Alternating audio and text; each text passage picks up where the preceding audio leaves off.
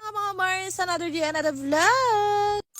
Natapos na nga ako maglinis ng bahay mga Mars ko, nakapasok na nga rin si Tantan at eto magsasaing naman ako para nga sa musubi na paninda namin. Yes mga Mars ko, nagtinda na nga po tayo ng musubi at hindi ko to tatawagin na spam dahil nga po hindi spam ang ginamit namin dito. Doon tayo sa totoo, hindi natin pwedeng sabihin na spam to pero hindi naman spam ang ginamit natin kundi luncheon meat lang naman. So dito nga after ko nga pala magsaing para nga sa kanin natin, eto gagawa naman ako ng sauce ngayon. Para nga mamaya pagka uwi ni Jowa ay tuloy-tuloy na nga ang paggagawa nga namin ng aming musubi. And sa ngayon nga mga Mars ko, ang musubi nga pala namin ay nag-add naman kami ng merong egg. So yung una kasi namin ginawa mga Mars ko, plain lang siya, which is yung luncheon meat, rice, and then yung seaweed, tapos itong sauce. Tapos ayan, trinay nga agad namin magpo-order ng meron namang egg. And alam nyo ba mga Mars ko, nakakatuwa nga lang dahil meron nga agad umorder sa atin ng 10 pieces para nga i-deliver. Kaya naman ayan nga mga Mars ko, alas 12 pa lang talaga nag-asikaso na ako kasi sabi ko nga 3 PM nga po available itong aming musubi. Tapos maya-maya lang ayan dumating na nga si Jowa at pinagkakat niya na nga dito yung luncheon meat para nga ipiprito niya na lang mamaya. So inanda nga pala muna namin yung mga kailangan dyan para dire-diretso na yung aming pagbabalot mamaya. And then after naman niya mag-cut dyan ng mga luncheon meat, ito namang egg yung kanyang binate dahil nga magluluto naman kami ng egg. And after ng ilang minuto mga Mars ko, ayan naluto na nga itong egg kaya naman pinagkakat na nga yan ni Jowa. Actually mga Mars ko, magiging honest ako sa inyo, nagkaroon nga kami ng mga fail doon nga sa may egg pero sabi nga, lahat naman ng bagay mapag-aaralan natin so okay lang kahit nagkaroon kami ng mga error. So bandang huli naman na perfect din naman namin. Kaya ayan, nag-umpisa na nga ako magbalot dyan. And bali 30 pieces nga pala ang lahat ng gagawin namin dito. Yes mga Mars ko, second day pa lang natin sa musubi pero 30 pieces na agad ang ating pa-order. So inuna ko nga pala munang ibalot dito is itong mga with egg. So mas marami pa rin umorder sa akin ng plain lang, yung walang egg kesa nga dito sa may egg. Pero okay lang yan mga Mars ko, trust na process. So susunod nga, mas marami na rin yan parehas. And dito nga rin pala sa pagbabalot mga Mars ko, medyo nag-i-struggle pa rin ako gawa nga sa cling wrap na ginagamit namin. So napakahirap pa lang gumamit na itong cling wrap kesa nga sa foil. Pero ayos lang mga Mars ko, mabuti na lang at sanay-sanay na rin tayo magbalot-balot ng kung ano-ano. Ang problema lang talaga itong balikat ko ay naku, nananakit na naman. Diyos me. Papabulong na lang talaga ako, makisama ka naman. Ay naku, pagkakakitaan to. Huwag ka nang umepal pa.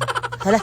Pero tama na yan mga Mars ko, medyo na-exercise na itong aking mga balikat at kamay-kamay. Dahil ilang araw na lang ay naku, mag-graham bar na naman kami, sasabak na naman tayo sa pagbabalot ng maramihan. Huy. Manifesting lang yun mga Mars ko, hindi ko alam kung marami pa rin mabibili ng aming graham bar. Pero for the go pa rin tayo. So dito nga mga Mars ko, ay natapos ko na nga pala yung mga may egg, kaya naman dito naman ako sa may plain. And dito pala mga Mars ko, mapapansin nyo nga pala, yung sesame seed hindi ko na po yan ginisa dahil pwede naman po yan kainin ng raw. Pero depende pa rin yan sa inyo mga Mars ko ha. Kung hindi nyo naman yung ganyang bet na sesame seed, ay nako, for the go kayo, lutuin nyo. O shot, ayan mga Mars ko, natapos na nga pala akong magbalot dyan lahat-lahat. At ayan, prepare na nga namin yung mga for deliver ni Jowa at aarangkada na siya para mag-deliver. O siya mga Mars ko, hanggang dito na lang muna.